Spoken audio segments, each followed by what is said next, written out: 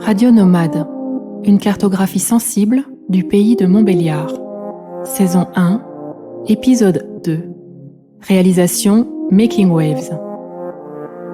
Vous écoutez un podcast de Radio Ma, la radio de création de Ma Scène Nationale.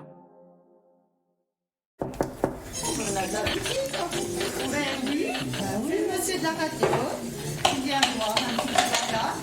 Les messieurs de la radio, on aura peut-être besoin De quoi? de radio. Non, un façon.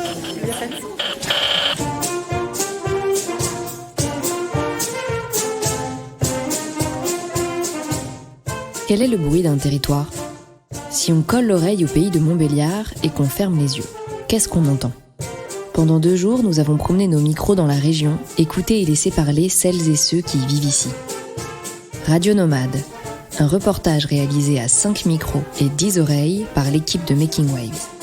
Phase B, prospection.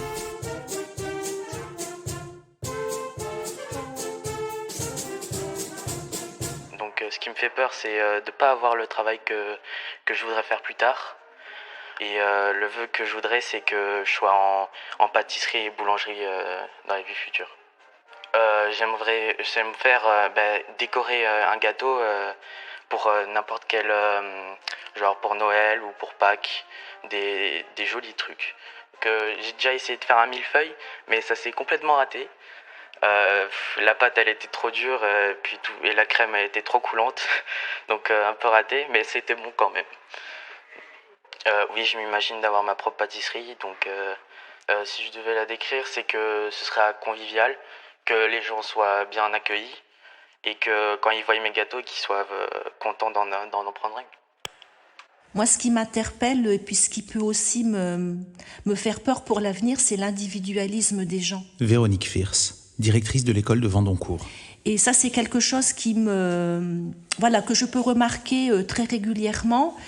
Et les gens n'ont pas forcément envie de s'impliquer pour l'intérêt général. Donc, ce qu'ils regardent en priorité, c'est leur confort. C'est je suis chez moi, j'ai pas envie de ressortir, j'ai fait ma journée de boulot, j'ai fait ma semaine de boulot, il faut me laisser tranquille, devant la télé, à côté du fourneau, j'ai pas envie de ressortir, il fait froid, c'est l'hiver et tagadak, voilà. Et du coup, moi, c'est tout cet aspect-là aussi qui m'inquiète pour l'avenir, parce que je me dis, quelle valeur on transmet aussi aux enfants, qui sont les futurs citoyens, qui sont aussi les futurs élus pour plus tard. Donc, quelle société pour plus tard ? Et c'est vrai qu'on peut se rendre compte, mais on est tous aussi dans des associations, présidents ou autres, et on s'aperçoit que de mobiliser les forces vives, c'est une vraie difficulté maintenant. Alors c'est vrai que le contexte en ce moment fait que ça complexifie la chose. Ça, c'est indéniable, mais on a vraiment beaucoup de mal. Et puis, pour mobiliser les gens, pour les sensibiliser aussi à la chose publique, à l'intérêt général. Voilà.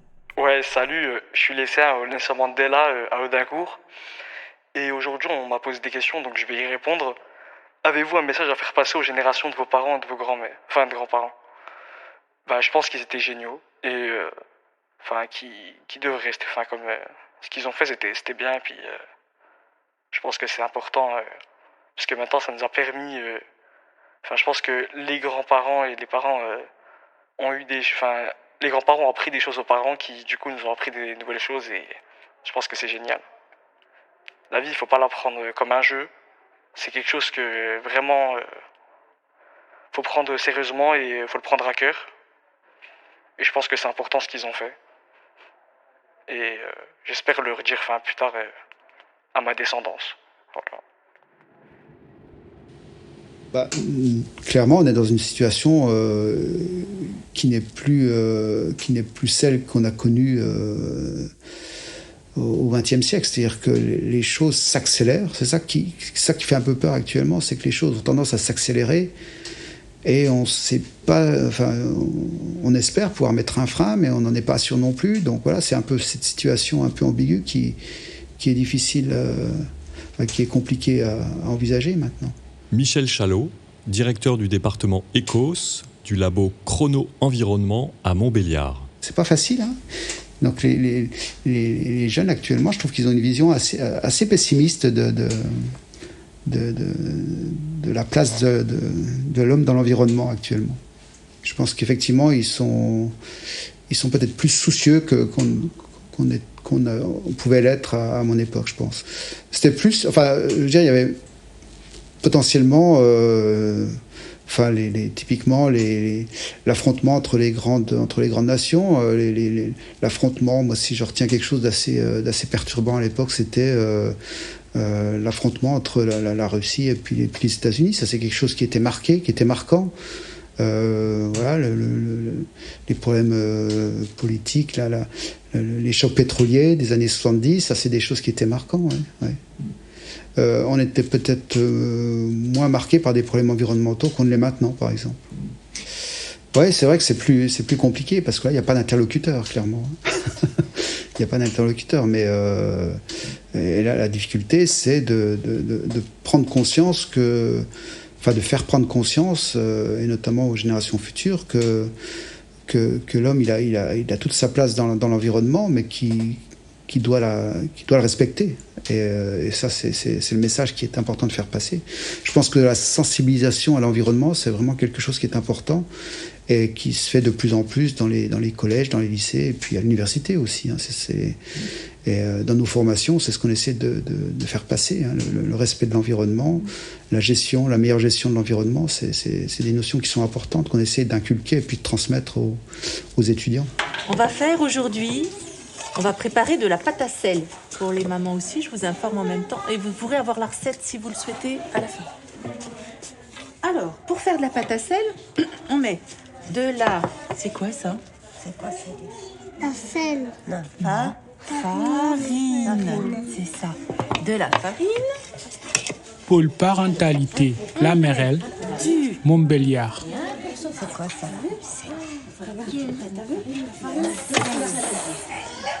On met du sel dedans.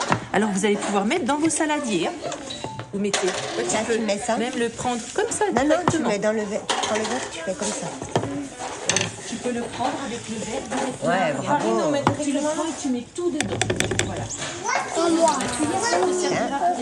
Non, attends, faut mettre le sel. Je te donne du sel et tu le mets bravo. tout le sel. Tu as tout?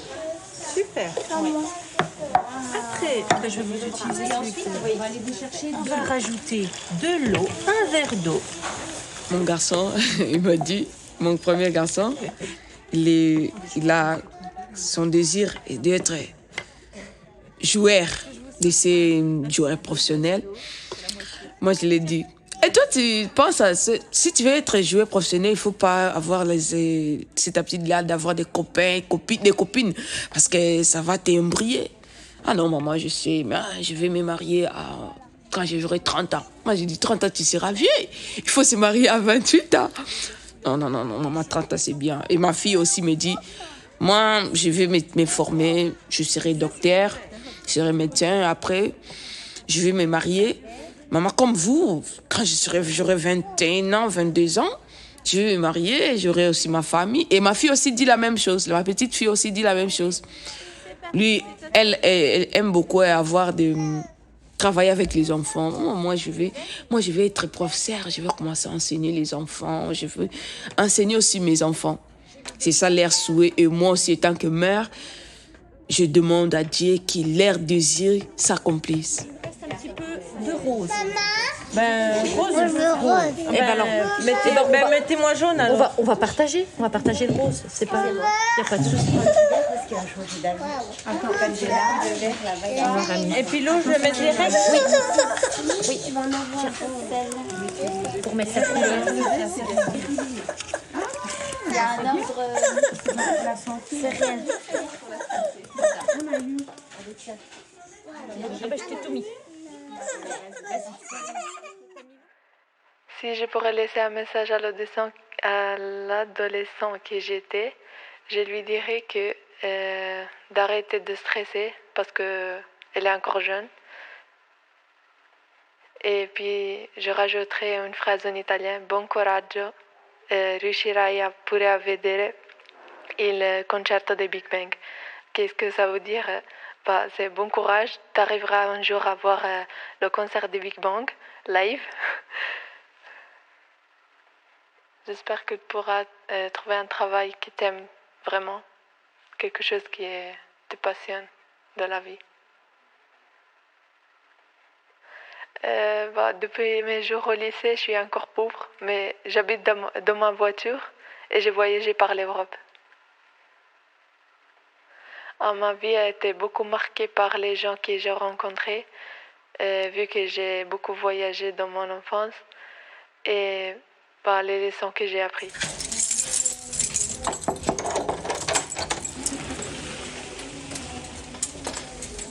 T'es où chez moi? T'es chez vous ici? Je ne me rappelle pas. Il n'y a plus personne. Ben non, c'est votre chambre, là. Voilà. C'est qui sur la photo? Ben, je sais pas. Mon papa. Ah bon? Je me rappelle pas. Maison de retraite de Blamont, un établissement d'hébergement pour personnes âgées dépendantes. Ben, j'en sais rien. Ah ben là, je reconnais celui du milieu. Non, puis là, à droite. Mais qui c'est tout cela? C'est tous les... C'est chez nous. Oui, c'est vos enfants. Mais oui, c'est tous les nôtres. Puis je suis où ici? À la maison de retraite de Blamont. Oh là là. Puis toi, tu fais quoi? Je suis animatrice ici. T'es bien brave. Eh ben, en principe, on essaie déjà de l'accompagner au mieux, parce que la personne, pour nous, c'est une personne jusqu'à la fin. Donc, il faut l'accompagner du mieux possible en toute dignité. Puis après, c'est la connaissance de nos personnes. On sait qu'on a des personnes qui aiment la musique, donc on va leur mettre de la musique, qui aiment des massages, donc on va davantage faire de massages. Enfin, c'est un accompagnement personnalisé pour chaque personne, au mieux, dans la mesure du possible, en respectant les volontés de la personne, en respectant aussi, hélas, le fait d'être en institution, puis qu'on n'a pas toujours le temps qu'on aimerait à notre disposition. On essaye de jouer sur tout ça et dans la mesure du possible que les gens ne partent pas seuls. Quand on peut aussi, quand c'est quelque chose une maladie qui évolue, on essaye d'intégrer la famille. La fin de vie, pour nous, c'est important qu'ils partent dans les meilleures conditions, si elles existent. Mais après, on est un petit peu démunis aussi, Après, on ne peut pas ne pas être affecté par la mort d'un résident, même si, comme je le disais, on sait où on va dans un lieu de vie, on sait où est l'accompagnement final de nos résidents. On ne peut pas se blinder face à la mort. Moi, du fait que j'ai été pompier, j'ai vécu des morts beaucoup plus violentes. Quand on peut permettre à nos résidents qui doivent décéder, qui partent dans des bonnes conditions, qui n'ont pas souffert, qui sont apaisés quand ils partent, qu'on a pu faire ce qu'il fallait que les familles aussi, que les familles soient là. Je ne peux pas dire que je le vis bien, c'est loin d'être la situation, mais je le vis de la meilleure des façons. Quand les résidents partent apaisés, quand les familles ont pu faire leur deuil, quand ils ont pu être là, ou pas pour toutes circonstances, mais voilà, qu'eux, ils aient pu faire de leur côté ce qu'ils avaient à faire. Voilà. Moi, ça, je le vis mieux. Voilà. On est obligé de leur dire, parce qu'il va bien qu'il n'y a plus monsieur ou madame, que la chambre est vidée, qu'on fait le ménage à fond, donc en même temps, ils ne sont pas dupes. Ils le savent. Parce que quand il y a des annonces de décès que moi j'ai fait auprès de résidents, j'ai pas besoin de dire il est décédé, juste dans ma manière d'eux, et puis de dire on va parler d'eux, et que ça soit pour un fils, pour une sœur, il est parti, oui. Donc ils le savent. Je pense qu'on leur fait pas suffisamment confiance. Et puis on leur propose pas de dire au revoir non plus aux autres résidents. Alors qu'ils ont le droit de dire au revoir, c'était quelqu'un avec qui ils ont échangé, avec qui ils ont passé du temps ou des années. Et puis ça leur renvoie aussi à le jour où moi je vais me partir, peut-être que je vais partir aussi par la petite porte, comme je vais être assez crue, mais comme les ordures ménagères. Et finalement, pourquoi moi j'aurais pas le droit aussi à tout cet au revoir? Donc on est en train de travailler dessus, sur l'annonce aux autres résidents, sur comment ils peuvent dire au revoir aussi à leurs autres Je sais pas. J'ai l'impression qu'il y en a qui sont prêts, qui attendent parce que leur vie a eu un sens et puis maintenant on a l'impression que tout a été accompli, qu'ils peuvent y aller. Et surtout qu'ils peuvent y aller parce qu'il y a quelqu'un qui, a priori, les attend, un proche ou un mari ou une épouse, et ça c'est important pour eux. Tu sais donner des claques? Non. Non? Non. Ben, il faut apprendre. Je vais t'apprendre, moi. Tu sais, moi, je sais les donner, hein? Je l'en ai donné! T'en as pas eu, toi? On est où, ici? On est à la maison de retraite de Blamont. On est à Blamont. Bonjour, je m'appelle Manon. J'imagine ma vie dans le futur quand j'aurai 47 ans. Donc pour moi, avoir une situation normale dans le futur, c'est avoir un travail stable qui nous plaît, un toit et à manger, parce que pour moi, je pense que c'est le plus important. Qu'est-ce qui me manquera dans le futur? Je pense que ce sera mes parents, plutôt mon papa, parce que j'ai une très belle complicité avec lui et je sais qu'il va me manquer. Dans le futur, mon métier sera vendeuse. Enfin, je l'espère. Qu'est-ce qui me fera peur, c'est d'oublier certaines personnes que je connais actuellement et d'oublier plus tard. Et laisser un message à l'adolescent que j'étais. C'est bats-toi pour tes rêves et n'abandonne pas.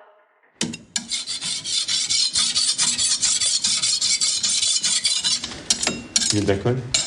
Oh, merci. De temps en temps,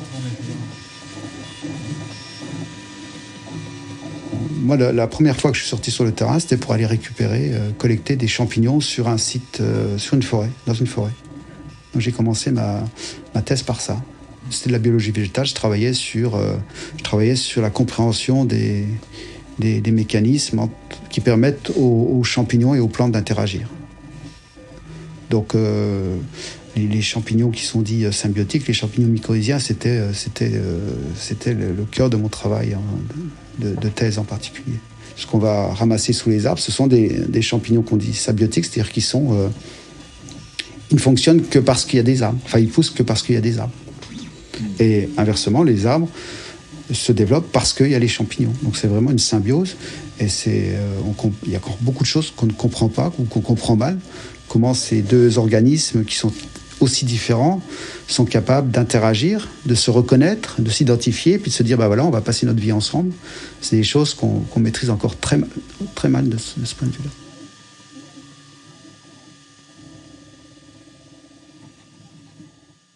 On est l'apéro, puis pendant que vous buvez l'apéro... Qu'est-ce que vous voulez comme apéro? Propose, Denis, ce que tu veux. Voilà, tout est là. Et là, vous faites circuler ça. Une suze, du vin maison de noix, du pastis, du whisky, de ce que vous voulez, il y en a plein tout partout. Oui. Moi, maison, on n'a jamais...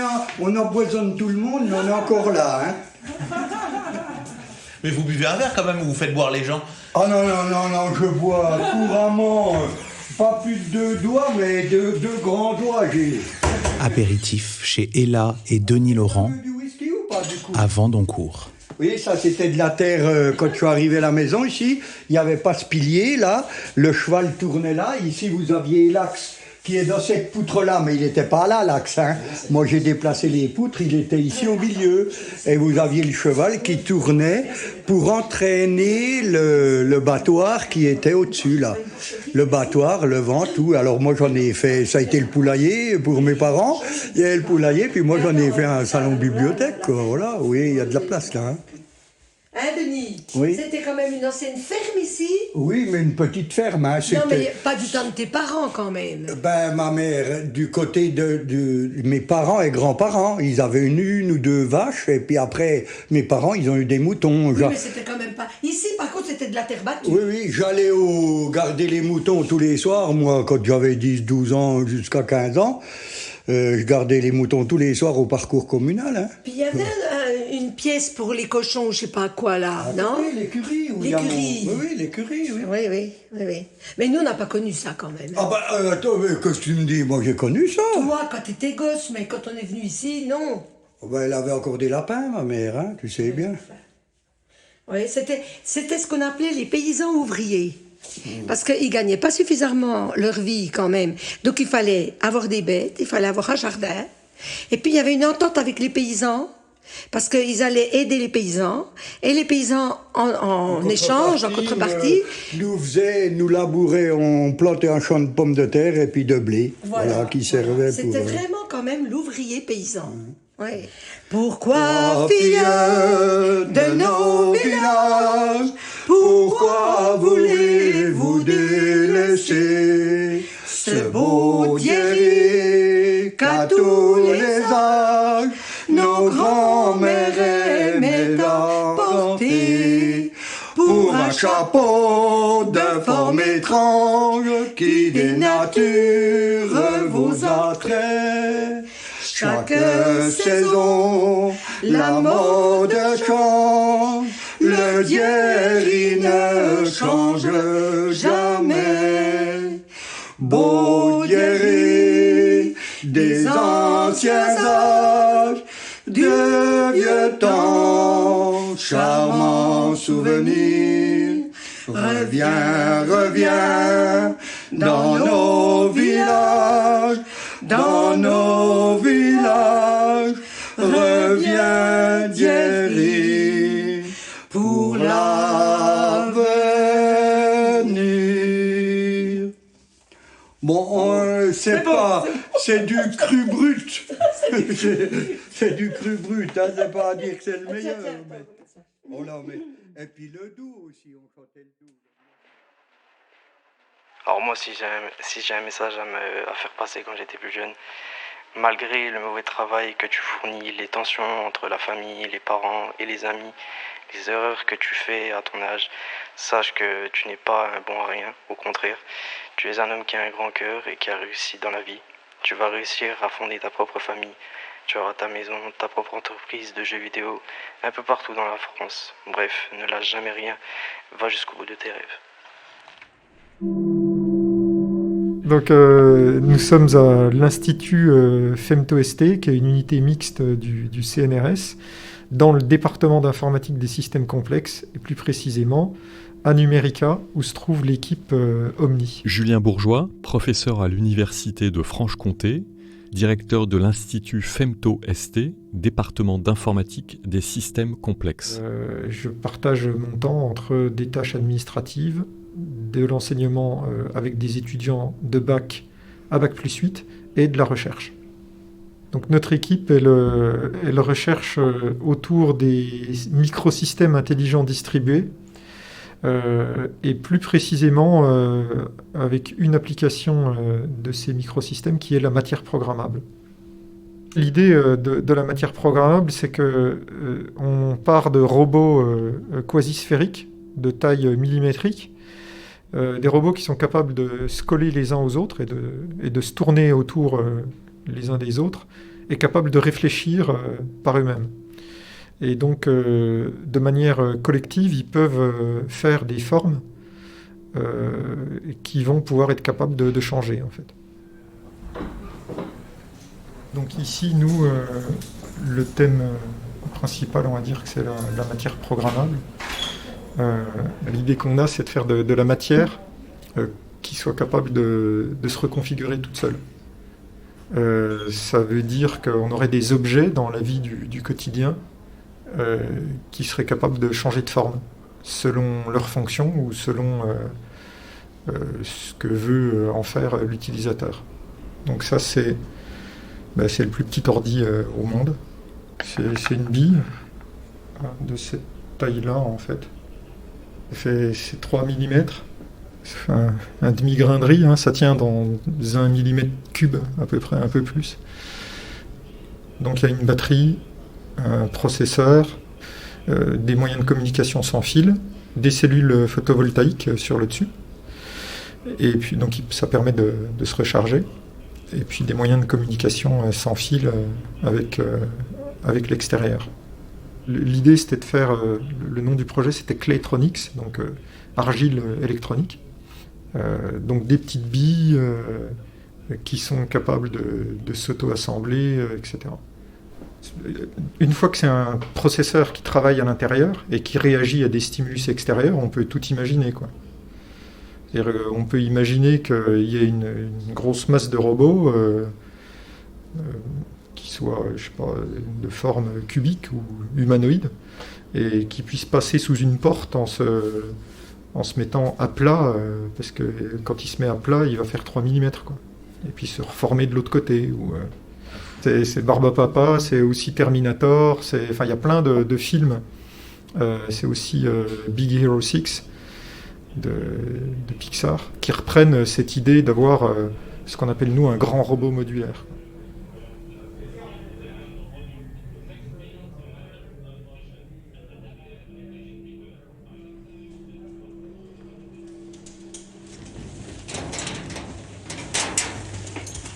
Tu vois, l'idée, c'est que les gens apportent leurs fruits de ce côté. Ici, c'est vraiment le système de pressage. On appelle ça une presse à bande. Il y a un bac de lavage, ça monte, les pommes sont broyées, elles sont comprimées entre une bande bleue et puis un gros cylindre là dans cette machine. C'est une machine qui marche à air comprimé. Dimitri Lambollet, association Les Vergers Vivants, la Damascine, Vendoncourt. Et au fur et à mesure, le jus sort et puis est envoyé dans les cuves. Et puis les déchets sortent par le gros tapis que tu vois dehors. Hein. Théoriquement, il est de l'intérieur jusque dehors. Et ça tombe, les déchets, dans une remorque qu'on apporte chez un agriculteur du coin, qui le composte et puis qui va les pendre dans ses champs. Donc en termes de gestion des déchets, on est vraiment en hyper local. Sachant que lui, ça lui pose visiblement aucun souci, ça se passe très bien. Et puis sachant que tout ce qu'on apporte là, à 99%, c'est zéro traitement. Donc on n'a pas trop de soucis à ce niveau-là. Une fois que le jus est arrivé dans les bacs, on a un passage en centrifugeuse. C'est vraiment un traitement mécanique qui permet d'ôter un peu de dépôt. Éviter d'avoir 1,5 cm de dépôt au fond de la bouteille. Les enfants, ils n'aiment pas trop voir ça. C'est de la pomme, hein, réellement. Mais... Et puis ensuite, dans cette machine-là, il va être chauffé là, dans ce qu'on appelle un échangeur thermique et puis mis en bouteille avec l'embouteilleuse. Et le jus sort par l'autre porte. Et comme ça, tu as ça toujours dans ce modèle de bouteille-là. Alors, pas forcément avec ces étiquettes-là. Puis dans la démarche, à la fois quand c'est des particuliers, ils peuvent venir avec leur bouteille. On est dans une gestion d'essayer d'éviter de consommer de la bouteille pour en consommer. Donc les personnes peuvent revenir avec leur bouteille. Et quand c'est l'asso qui produit, quand on produit pour nous, on a des bénévoles qui viennent nous aider à la fois à récolter des pommes dans des vergers où les personnes ne peuvent plus, soit des personnes âgées ou des personnes au contraire trop actives et qui n'ont pas le temps de s'occuper du verger. Donc pour limiter la perte des fruits, l'association elle récolte dans le verger des fruits, elle fait du jus de pomme et puis elle redonne 10% de la production, c'est presque symbolique. Au propriétaire du verger, ce qui fait que lui il a un petit peu de jus de pomme et puis les fruits n'ont pas été gaspillés, quoi. Et tout ça, c'est issu de fruits qui ne sont plus perdus sur le territoire. Et ça, c'est quand même chouette en termes de lutte contre le gaspillage alimentaire. On a de plus en plus de mal de produire quelque chose aujourd'hui. Et puis là, on a toute cette production qui se perdait et qui était là chaque année, quoi. Et donc, à travers ces projets-là, on arrive à exploiter tous ces fruits délaissés pour en faire quelque chose et puis pour ramener, j'ai envie de dire, un peu d'argent à une structure associative et puis de développer d'autres projets de préservation de fruitiers, quoi, de vergers. Bonjour, je m'appelle Ryan, j'ai 16 ans. Aujourd'hui, ce qui me dérange, c'est le Covid-19. Qu'est-ce qui me manque aujourd'hui? C'est l'ouverture des gymnases et des restaurants. Aujourd'hui, qu'est-ce qui a changé votre vie? C'est la fermeture des restaurants et des gymnases. Aujourd'hui, faites un vœu qu'il n'y ait plus de Covid. Aujourd'hui, qu'est-ce qui me manque? L'ouverture, non, j'ai déjà dit. Quand les beaux jours refleurirent, il s'en revint au hameau. Et ses filles... On va arrêter un petit coup de chantier pour parler avec le monsieur. Ah ben alors... D'accord, puis on chantera après. Ben allez, c'est à vous d'être ramassé tout le commerce aussi. Voilà. Vous avez de la chance quand même, monsieur. Est-ce que tu te rappelles quand on allait à la criotte? Oh ben... J'allais tout partout avec vous, moi. Oui, c'est vrai. On prenait le pique-nique, c'était une petite clairière dans Blamont. Ben oui. Après le goûter, on chantait. Et voulez-vous danser, grand-mère? Attends, on chantera après. Bon, alors, raconte, non, dis-toi un peu ta vie, la vie que tu as eue. Raconte un peu. Moi, j'ai une bonne vie, moi. Une très bonne vie. Un mari, des enfants qui étaient gentils. On avait un beau jardin. On n'avait rien de faire. Au contraire. C'était bien. Hein? Et puis, on recevait les gens quand c'était des amis ou nos enfants à nous-mêmes. Et Noël. Noël, ça, c'était autre chose. C'était Dieu avec nous. Voilà. C'est comme ça qu'il faut dire. Mon papa était très croyant. On était bien quand même. Oui, maman, on était bien. On a eu une belle vie. Hein. Et quand on a été confinés l'année passée, j'ai voulu rester parce que pour moi, c'était mon travail de deuil de soignant. J'étais volontaire pour être confinée. Hein. En aucun cas, on a été imposé. Donc voilà, mais bon, comme j'avais des problèmes de santé, je ne pouvais pas dormir sur un lit de camp. Donc j'ai dormi dans la chambre de ma maman sur un fauteuil. Enfin, j'ai dormi... Voilà, un peu. C'était ma gamine. Ah, oui, mais voilà. Hein? C'est toujours nos gamines. Oui, mais tu m'as un peu rouspété quand même quand je rentrais. De temps en temps. Ben oui, quand je rentrais tard, par exemple, le soir à 9h, elle m'attendait devant la porte. Ben oui, parce que j'avais peur qu'il t'arrive quelque chose. Ben oui, forcément. Ben oui, ça partait d'un bon sentiment. Voilà. On a peur de perdre un enfant. Et puis, bon, après, on était tous ensemble. On avait vécu, moi, je pense qu'on a vécu des bons moments. Durs, parfois, souvent même. Mais moi, j'ai jamais regretté de l'avoir fait. Mais voilà, c'est parce que voilà, on a des moments de blues. Mais je pense qu'on était assez solidaires entre nous et puis on se soutenait quand même pas. Il n'y a pas eu trop de friction. Hein, mais c'était dur un peu quand même. Hein. J'ai vécu 3 semaines dans la chambre de ma maman. Voilà. Des fois que c'était un peu compliqué. Oh, pas trop, hein. On a eu du mal de dormir quand même, hein. Tout le monde, c'est comme ça. Quand on change, on change. Hein. Oui, non, mais tu mettais la télé des fois à 3h du matin à un moment. Oh non, pas à 3h parce que j'aurais pas pu. Hein? Ah non. Bon, alors c'était le petit lutin. C'était peut-être quelqu'un, mais des fois il y a les dessins animés à 3h du matin. Moi je pourrais pas. Voilà. Alors voulez-vous danser? Non, après on chante, maman. Tout comme au bon vieux temps, quand vous aviez 20 ans, sur un air qui vous rappelle combien la vie était belle. Pour votre anniversaire, voulez-vous danser, grand-mère? Très bien, maman. Ah moi j'aime chanter. Tu as toujours chanté. Ah, j'ai toujours chanté. Sur ton vélo, tu chantais aussi quand tu faisais le facteur. Oh, mais je faisais tout ce que j'aime bien. Puis celui qui n'est pas content, j'y tire la langue et je dis merde. Ah voilà. T'as compris, ma fille? Oui, j'ai compris, maman. C'est très bien. À la prochaine fois. Oui, demain. Allez, fais-moi un bisou. Je t'aime. Moi aussi, je t'aime, maman. On en a besoin de ça. C'est ça. À la tienne, Étienne. À la tienne. Allez, à demain, ma petite chérie. Oui, à demain, ma chérie. Avez-vous déjà fait des choix importants dans votre vie? J'en ai fait plusieurs, ce qui m'a permis d'être là, ici, maintenant. Et je pense que c'est avec ces choix que j'ai pu aller de l'avant. Il y a des choses qui ont fait que maintenant je suis là. J'ai dû ouvrir les portes et c'est ce qui m'a permis d'être là maintenant. Et puis je pense que ça va changer encore ma vie avec des chemins que je vais prendre et j'espère que je vais pas regretter. Même si on se plante, on peut toujours faire quelque chose d'autre et même si j'ai envie de changer plus tard, je pourrais changer parce que je suis encore jeune et je pense que j'ai d'autres portes qui me seront ouvertes.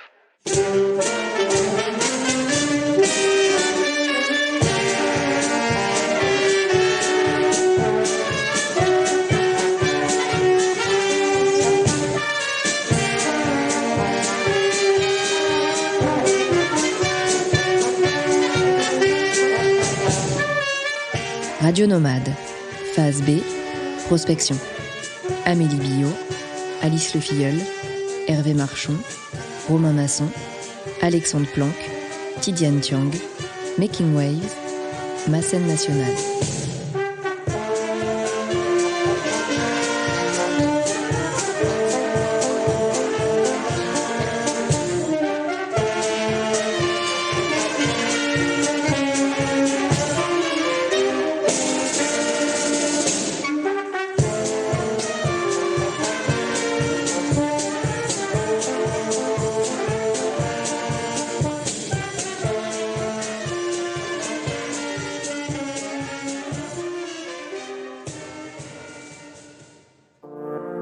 Retrouvez Radioma, la radio de création de Ma Scène Nationale, sur radioma.eu.